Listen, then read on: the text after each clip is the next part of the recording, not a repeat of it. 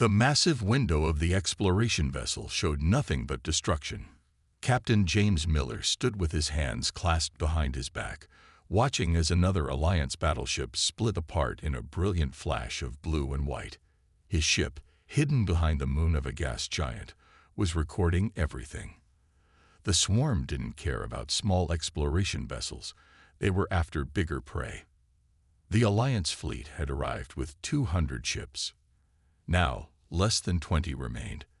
Their advanced energy weapons bounced harmlessly off the swarm's adapted shields. The proud admiral of the Alliance fleet had tried everything in their book of tactics, but the swarm simply adapted and pushed forward, like a tide of metal and death. James touched the cold glass of the window. Even from this distance, he could see the swarm ships clearly. They looked like massive insects made of dark metal, their surfaces covered in sharp angles and points. They moved together perfectly, like a school of fish, but there was nothing beautiful about their dance. Each movement brought death to the Alliance ships. Captain, his second-in-command, spoke from behind him. Alliance Command is requesting all observation data. James nodded without turning around. Send it. He watched as 3 swarm ships surrounded an Alliance cruiser. The cruiser's weapons fired in perfect patterns, exactly as their training dictated. The swarm ships didn't even try to dodge. Instead, they absorbed the hits with their shields and tore the cruiser apart with their energy beams. This wasn't a battle anymore. It was a slaughter. The Alliance had ruled the galaxy for centuries. 12 species, each more advanced than the last, working together in perfect harmony. They had solved faster-than-light travel, created energy shields that could stop asteroids, and built weapons that could crack planets. But none of that mattered against the swarm. The swarm had appeared 3 decades ago, emerging from the dark space between galaxies. At first, the Alliance hadn't worried much. They had faced pirates, rebels, and even a few aggressive young species before. Their technology had always proved superior. But the swarm was different. It learned. It adapted. Every tactic the Alliance used worked exactly once, and then never again. The swarm's hive mind processed information faster than any computer, sharing knowledge instantly across all its ships. The Alliance's perfect, predictable military doctrine was being turned against them. James walked to his captain's chair and sat down heavily. The bridge crew worked quietly at their stations, recording everything. They were scientists, not soldiers. Their ship, the Explorer, was designed to study new worlds and species, but for the past year, they had been watching battles instead of stars. "Sir," his sensor operator called out, "the last Alliance battleship is preparing to jump to light speed." On the screen, the massive Alliance flagship turned away from the fight. Its engines glowed bright as it prepared to escape. The swarm ships moved to surround it, but they were too late. The flagship vanished in a flash of light, leaving behind only the broken remains of its fleet. The swarm ships didn't celebrate their victory. They didn't even pause. Like insects tending to their hive, they immediately began breaking down the destroyed ships for resources. Nothing would be wasted. "Set course for Alliance Command," James ordered. "They need to see this." The Explorer's engines hummed to life, and the ship slipped away unnoticed. As they prepared for the jump to light speed, James thought about what he had just witnessed. The Alliance's most advanced fleet, led by their best admiral, had been defeated in less than an hour. At this rate, the swarm would reach the core worlds within months. 3 days later, James stood before the Alliance High Council. The chamber was massive, with seats arranged in rising tiers around a central platform. Representatives from all 12 member species sat in their designated areas, their faces showing various signs of worry. Those species that had faces, at least. "The swarm has adapted to all our standard combat protocols," James explained, pointing to the hologram showing the battle. "They predict our attack patterns with perfect accuracy. Our weapons are strong enough, but we can't hit them effectively anymore." "Impossible," one of the counselors said. His blue skin rippled with anger. Our battle computers calculate perfect firing solutions. Our ships execute their maneuvers with precise timing. How can they defeat perfection? That's exactly the problem, James replied. We're too perfect, too predictable. The swarm's hive mind can process our patterns faster than we can execute them. We need something different, something unpredictable. The council chamber erupted in argument. Some wanted to build bigger weapons. Others suggested improving their shields. A few even proposed surrendering to the swarm. James waited until they finished, then spoke again. There might be another option, he said. During our last exploration mission, before we were redirected to observe the battles, we found something interesting. A planet in an unremarkable solar system, hosting a species that might be able to help us. He pressed a button on his datapad, and a hologram changed to show a blue-green planet. They call it Earth. The species calls themselves humans. They're not as advanced as us. They've barely reached their own moon. But they have something we don't. The hologram showed scenes from human history. Armies clashing in chaotic battles, ships using strange tactics, soldiers adapting their plans on the fly. They're unpredictable, creative. They don't follow perfect patterns in battle. They make mistakes, but they also come up with solutions no logical species would ever consider. You want us to ask primitives for help? Another counselor asked, their mechanical eyes whirring as they focused on James. I want us to survive, James replied. Look at this. He showed them footage from a human military exercise. Soldiers were practicing something called guerrilla warfare, hiding, striking from unexpected angles, breaking all the rules of proper combat. Imagine the swarm trying to predict this. Their hive mind processes patterns, but humans rarely do the same thing twice. The council watched in silence as more scenes played out. Humans fighting in ways that defied logic, yet somehow succeeding. Ships using weather and terrain in ways Alliance commanders would never consider. Soldiers making split-second decisions that no battle computer would approve of. We've spent centuries perfecting our warfare, James said, making it clean, efficient, predictable. But maybe that's our weakness. Maybe we need some chaos in our order. Maybe we need humans. The council chamber was quiet for a long time.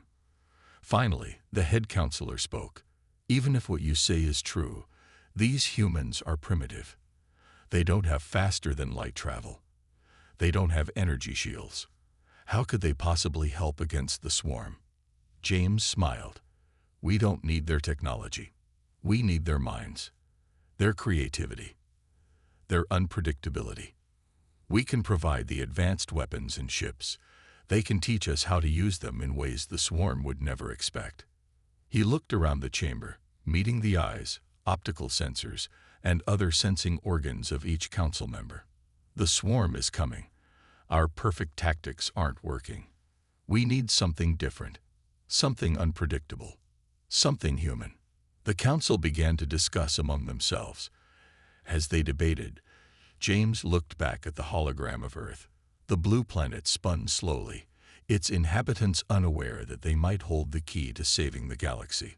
Soon, they would learn about the war in the stars. Soon, humanity would join the fight. And the galaxy would never be the same. Thomas Reed was enjoying his morning coffee on his front porch when the aliens arrived.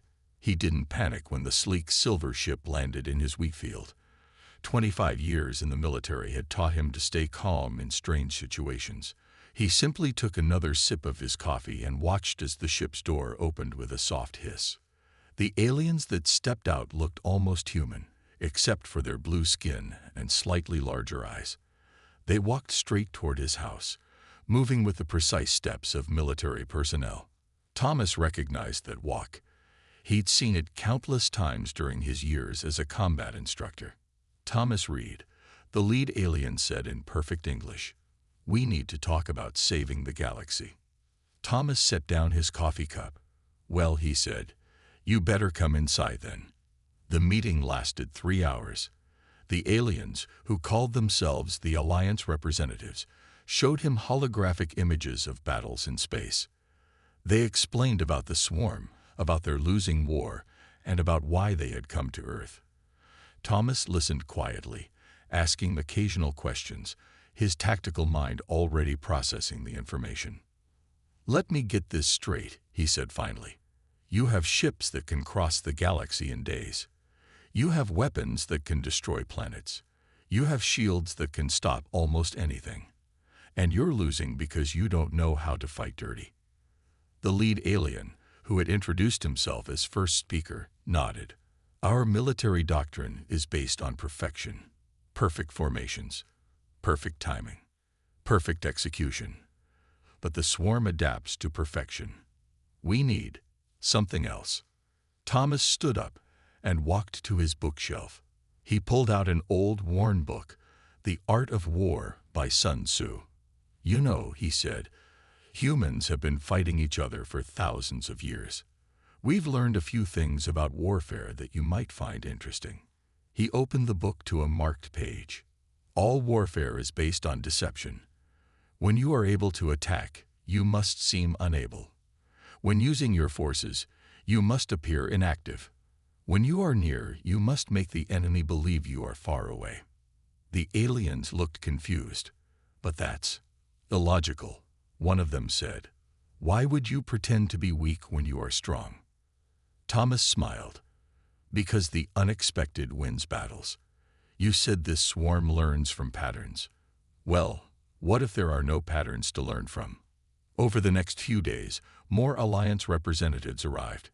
They set up a temporary base in Thomas's barn, filling it with holographic displays and communication equipment.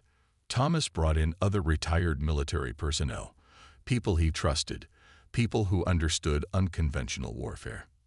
Mary Woods, a former special operations expert, showed them videos of guerrilla warfare tactics. The aliens were shocked by the apparent chaos of it all. "But how do you coordinate your forces without precise timing?" they asked. "That's the beauty of it," Mary explained. "We don't always need precise timing. We need initiative, adaptability, the ability to change plans on the fly when something goes wrong, and something always goes wrong in battle." John Parker, who had been a naval commander, taught them about submarine warfare. "It's not always about having the biggest gun," he said. "Sometimes it's about being quiet, being patient, striking from unexpected angles." The aliens learned about ambush tactics, about feints and diversions, about the art of making the enemy think you're somewhere you're not. They learned about psychological warfare, about the importance of unpredictability, about the human concept of thinking outside the box. But the real breakthrough came when Thomas showed them footage of historical battles, where smaller forces had defeated larger ones through clever tactics. "Look at this," he said, pointing to a screen showing an ancient battle. These soldiers were outnumbered 5-1. Their enemies had better weapons, better armor, better everything. But they won because they used the terrain to their advantage. They made their enemy fight on their terms. First speaker watched intently. "Could such tactics work in space?" "Space is just another kind of terrain," Thomas replied. "You have gravity wells, radiation fields, asteroid belts. All of these could be used to your advantage if you're willing to fight creatively." The aliens began to understand. They saw how human warfare, despite being technologically primitive compared to their own, contained elements they had never considered. The chaos they had initially seen in human battle tactics wasn't really chaos at all. It was controlled unpredictability. "We need to show this to our fleet commanders," first speaker said.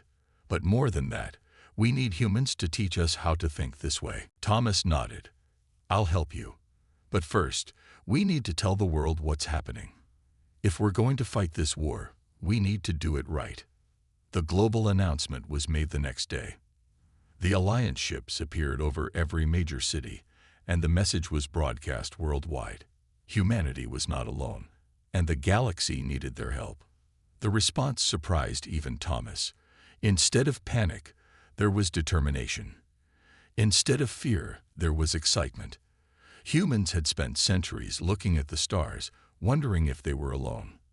Now they knew they weren't alone. and they had a chance to prove themselves on the galactic stage. Military leaders from around the world gathered at a hastily assembled conference. The Alliance representatives showed them the full scope of the war with the swarm.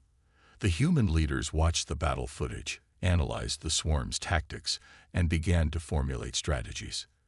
Their hive mind is both their strength and their weakness, a general said. They share information perfectly, but they also share expectations. If we can break those expectations, we can break their coordination.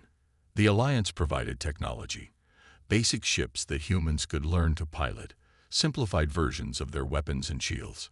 Humans would train in these ships while teaching the Alliance new ways to fight. Thomas watched as the first group of human pilots entered their training ships. They were clumsy at first, struggling with the advanced technology. But they learned quickly, and more importantly, they began to apply human tactics to space warfare. In a simulation, a human pilot used an asteroid's gravity to slingshot their ship into an unexpected attack vector. Another pilot deliberately powered down their ship to appear disabled, then ambushed their practice target. A third found a way to use the ship's energy shields to create a false sensor reading. First speaker stood beside Thomas, watching the training. "They're not following any of the standard combat protocols," he said. "Every pilot is doing something different." "Exactly," Thomas replied. "That's what will make them dangerous to the swarm. No patterns to learn from. No perfect formations to predict. Just humans doing what humans do best, adapting, improvising, and finding ways to win against the odds." As the sun set over the training field, Thomas thought about the battles to come.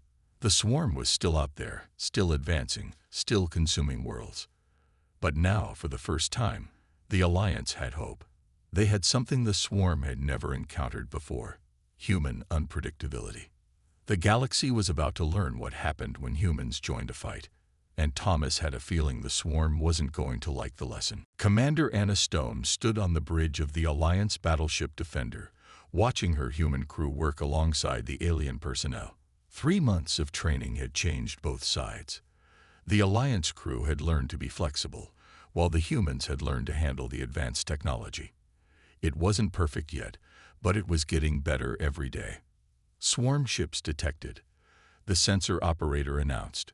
3 heavy carriers, moving in standard attack formation. Anna smiled. The swarm still didn't know about the human crews. They were about to get their first surprise. "Battle stations," she ordered.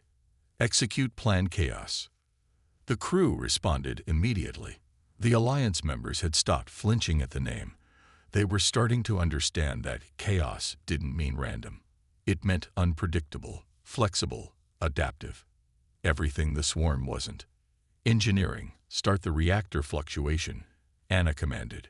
The ship's chief engineer, Robert Martinez, had come up with this trick. By making their reactor output look unstable, they could fool the swarm's sensors into thinking their ship was damaged. The swarm ships took the bait. They moved closer, probably expecting an easy kill. They didn't realize they were being led into a trap. "Launch the mining drones," Anna ordered. This was another human innovation. The Alliance used mining drones to collect resources from asteroids, but they had never thought to use them in combat. The humans had modified them, adding small shields and turning their mining lasers into weapons. The drones shot out from hidden positions in nearby asteroid fields. They were small, hard to track, and there were hundreds of them. The swarm ship's sensors, calibrated to track large military vessels, had trouble locking onto the tiny targets. "Drones are in position," the drone controller reported. "Beginning random attack pattern, Baker." The drones attacked from all directions, their mining lasers cutting into the swarm ship's outer hull. The damage wasn't severe, but it forced the swarm to divide their attention. Their perfect formation began to break up as they tried to swat away the annoying attackers. "They're spreading out," Anna observed. "Just like we planned. Launch the mines." This was old human naval warfare adapted to space. While the drones kept the swarm distracted, disguised cargo pods had been quietly releasing space mines. The mines were simple devices by Alliance standards, but they had been scattered in a pattern that only looked random. The first swarm ship hit a mine. Its shields flared but held. The second ship hit 3 mines in quick succession. Its shields weakened. The third ship tried to dodge, but ran straight into the main trap, a field of mines so dense it couldn't avoid them all. Main guns, target the weakened shields, Anna ordered. Fire when ready. The defenders' weapons opened up, but not in the precise, predictable patterns the swarm was used to. Instead, they fired in irregular bursts, some shots deliberately missing to herd the swarm ships into worse positions. It was messy, wasteful, and completely against Alliance military doctrine. It was also working. The swarm ships tried to adapt, but their hive mind was struggling. There were too many variables, too many things happening at once. They couldn't predict where the next attack would come from because there was no pattern to predict. Swarm ships are showing signs of confusion, the tactical officer reported. Their formation is completely broken. Launch the boarders, Anna commanded. This was the riskiest part of the plan. Small, fast ships shot out from the defenders' launch base. Inside each one were teams of human Marines wearing modified Alliance spacesuits. The Alliance had never considered boarding actions in space. It was too dangerous, too unpredictable. But humans had been boarding enemy ships for centuries.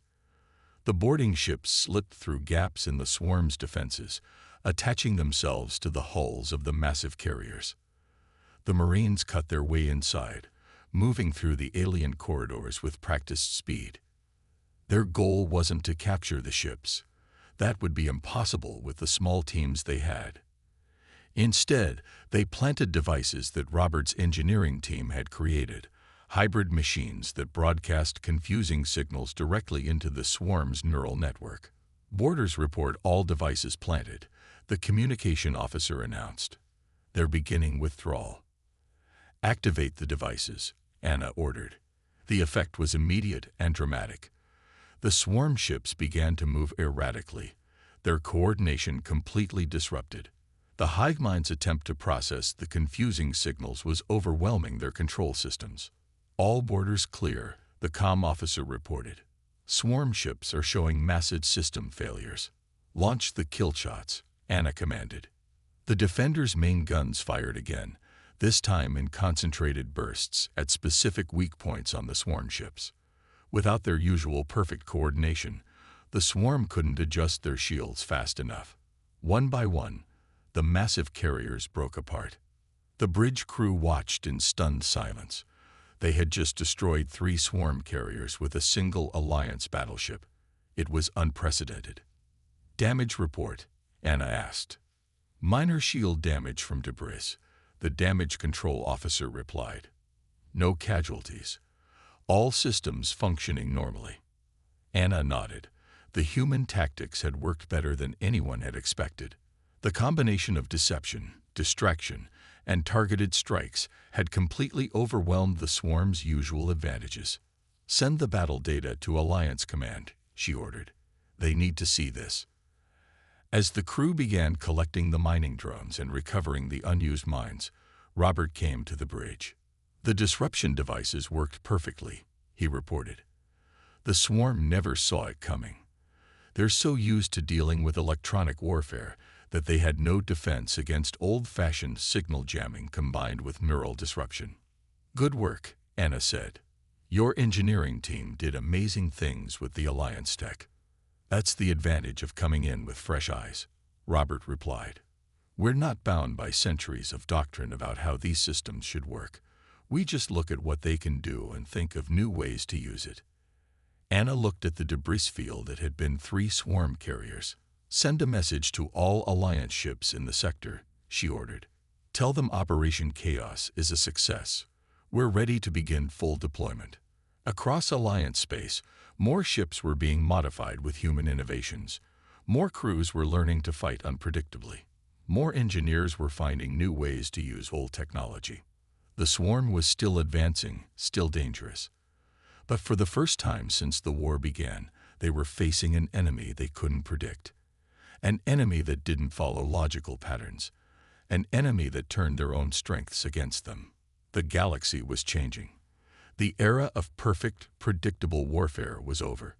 The human era of controlled chaos had begun. The Alliance war room was unlike anything Admiral Jack Thompson had seen in his 30 years of military service.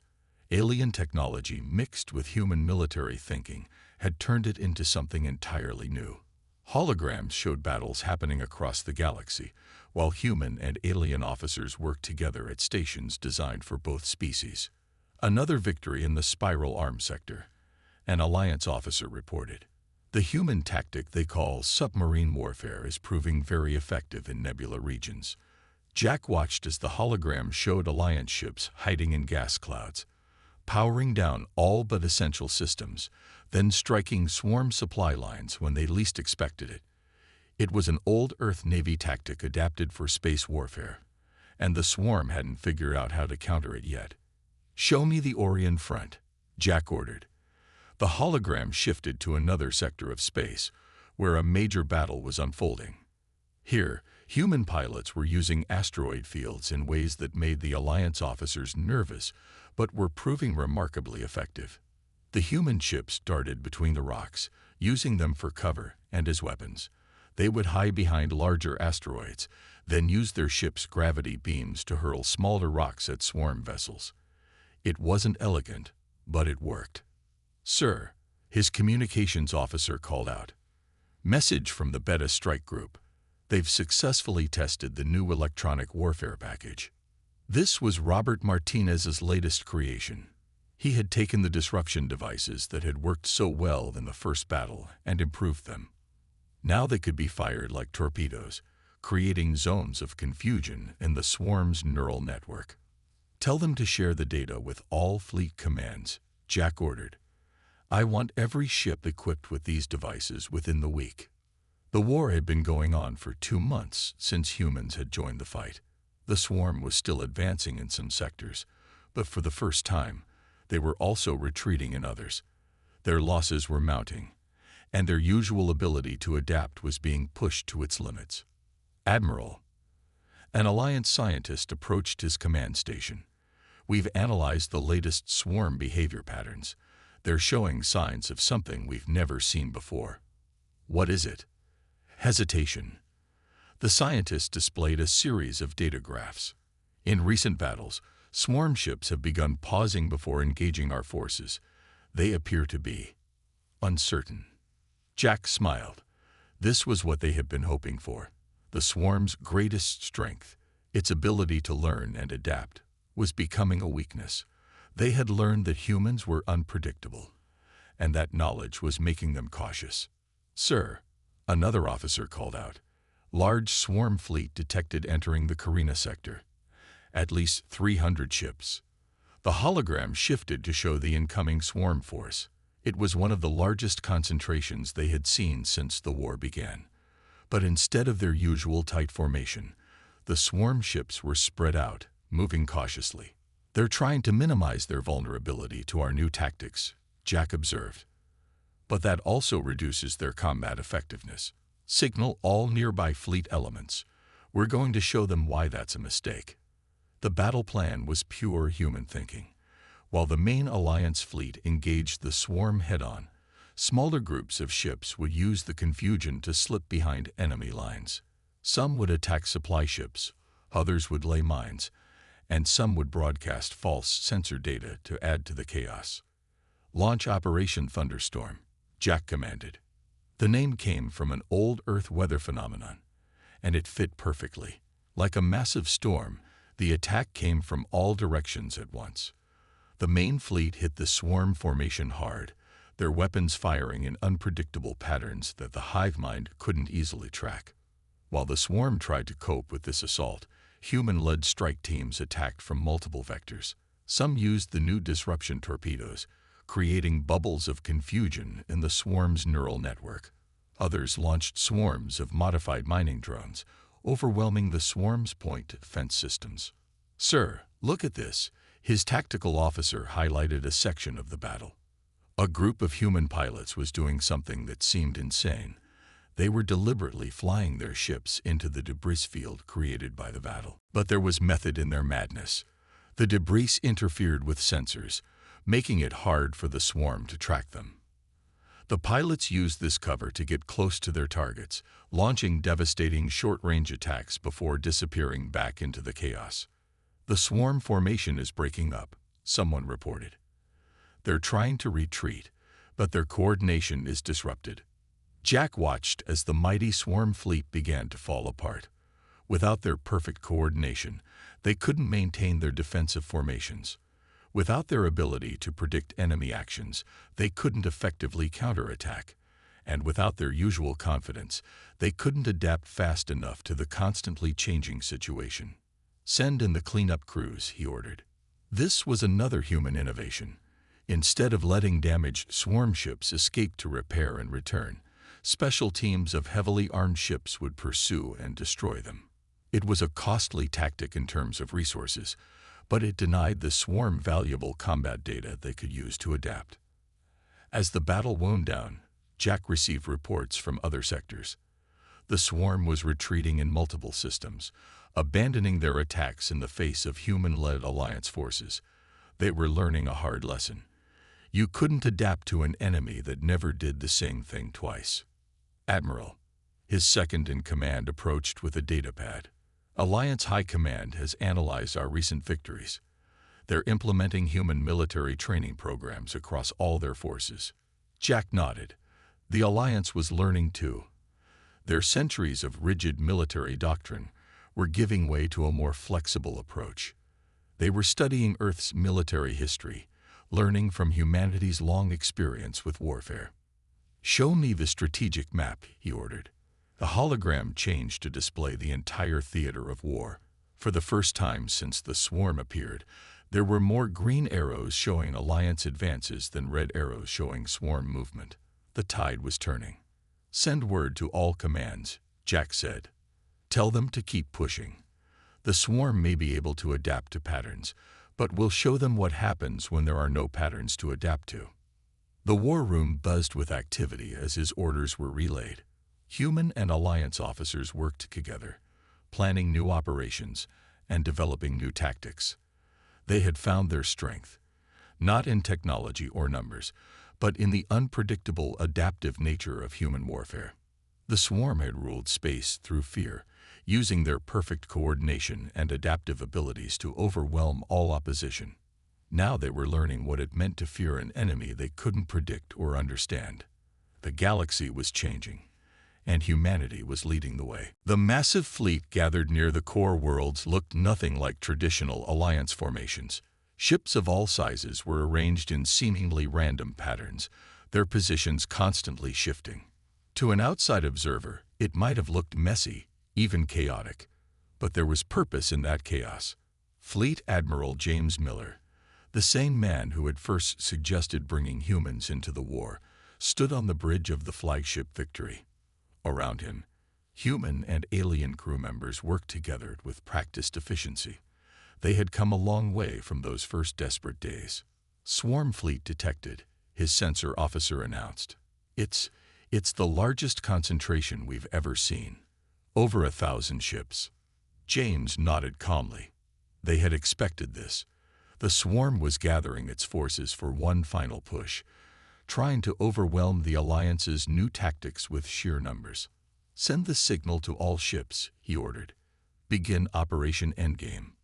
The plan they had developed was the culmination of everything humans had taught the Alliance about warfare. It combined deception, misdirection, and controlled chaos on a scale never before attempted in space combat. "First wave, execute Ghost Protocol," James commanded. Hundreds of ships across the fleet suddenly seemed to malfunction. Their energy signatures fluctuated, their shields appeared to fail, and their weapons powered down. To the swarm's sensors, it would look like a massive system failure had crippled a large portion of the Alliance fleet. The swarm took the bait. Their ships surged forward, probably expecting an easy victory. They didn't realize they were flying into the most elaborate trap ever set in the history of space warfare. "They're entering the primary engagement zone," the tactical officer reported. All ships report ready. Execute Phase 2, James ordered. The seemingly disabled Alliance ships suddenly came back to life, but not in the way the swarm expected. Instead of powering up their weapons, they activated special devices that Robert Martinez had spent months perfecting.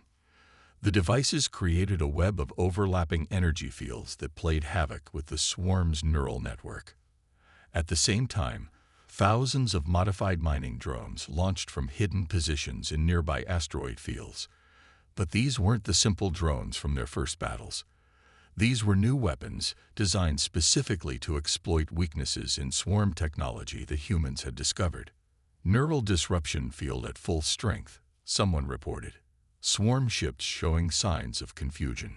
The swarm fleet's perfect formation began to break apart as their hive mind struggled to process the conflicting signals. Some ships stopped moving entirely, while others began firing at random targets. Launch the striker groups, James commanded. Small, fast ships shot out from behind the larger Alliance vessels. These were the elite human pilots, flying modified Alliance fighters. They had trained for months for this moment, practicing maneuvers that the Alliance had once considered impossible. The fighters dove into the confused swarm fleet like wolves among sheep. They targeted communication nodes, weapon systems, and engine arrays with precise strikes. Each hit was carefully planned to cause maximum disruption to the swarm's coordination. "Sir," his communication officer called out, "we're detecting something strange. The swarm, they're broadcasting." This was new. The swarm had never attempted to communicate before. James had his crew analyze the transmission. What they found was astonishing. It's not their usual neural network signals, the analysis team reported. It appears to be an emotion. They're broadcasting fear. The hive mind, faced with an enemy it couldn't predict or understand, was experiencing something entirely new. The concept of fear, once foreign to their collective consciousness, was spreading through their neural network like a virus. "Now we have them," James said. "All ships, execute final phase." The trap was sprung in full. Hidden antimatter mines detonated throughout the swarm fleet, their explosions carefully timed to drive the enemy ships into prepared killing zones. Alliance battleships opened fire with their main guns, their targeting computers now programmed with human-inspired random patterns that the swarm couldn't predict. The battle became a scene of controlled chaos. Human pilots flew impossible maneuvers between exploding swarm ships. Alliance cruisers used their gravity beams to hurl debris as makeshift weapons. Modified drones swarmed through the enemy formation, broadcasting confusion directly into their neural network. "Swarm ships are beginning to retreat," the tactical officer reported. "No, they're running. They're actually running away." It was unprecedented. The swarm had never retreated in panic before. Their withdrawals had always been tactical, calculated. But now they were fleeing in genuine fear, their hive mind overwhelmed by an emotion it had never evolved to handle. "Pursuit fleet, engage as planned," James ordered. A reserve force of ships broke away from the main fleet, chasing the retreating swarm, but they weren't trying to destroy the enemy ships. Instead, they were hurting them, using carefully planned maneuvers to drive them toward a specific destination. "They're approaching the gravity well," someone announced. The fleeing swarm ships, their hive mind too confused to plot a proper escape course, found themselves being pushed toward a massive black hole. The Alliance had discovered it months ago and had carefully planned this final battle to use it as a weapon. "Activate the gravity pulse generators," James commanded.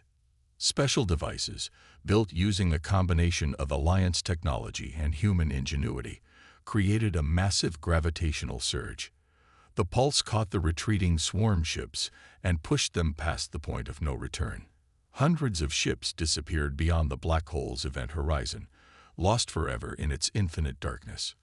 The remaining swarm vessels, cut off from most of their hive mind, broke formation completely. Some surrendered, their crews overwhelmed by the new emotion of fear. Others fled into deep space, their coordination shattered. "Status report," James ordered. Enemy fleet is destroyed or routed, his tactical officer replied. We're tracking the escapees, but most of them are heading out of the galaxy. The swarm, they're actually leaving.